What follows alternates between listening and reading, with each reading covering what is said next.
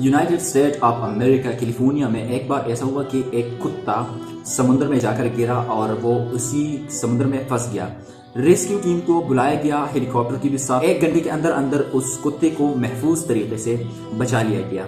कल से जो ये पिक्चर आप लोगों ने भी देख लिया होगा और इस वाक़े के बारे में आप लोगों को बखूबी पता चल गया होगा। 5 भाई एक समुद्र में जाकर फंस गए, एक पत्थर पर वो खड़े थे। 3-4 घंटों से वहाँ के लोग इन लोगों की मदद में लगे हुए थे, लेकिन इनको बचा ना सके।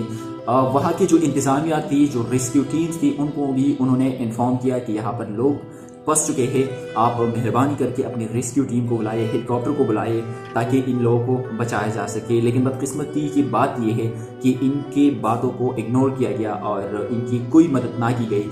पानी इतना ज़्यादा हो गया कि इन लोगों को जान देना पड़ा। हमारे लिए बहुत ही अफसोस की बात है कि एक जगह पर एक जानवर को किस तरह ट्रीट किया जाता है और यहाँ पर इंसानों को किस तरह ट्रीट किए जाते हैं। That difference you can see very clearly. मैं किसी पर इल्ज़ाम या तनकीद नहीं कर रहा, लेकिन यहाँ पर जो हमारे MNAs, MPAs, रेस्क्यू टीम जितनी भी लोग हैं, इससे मेरा यही गिला है कि फिर आप लोगों के इस बात का क्या फ़ायदा कि बाद में आप लोग आकर और ये कहें कि हम आप लोगों के साथ आपके गम में बराबर के शरीक हैं।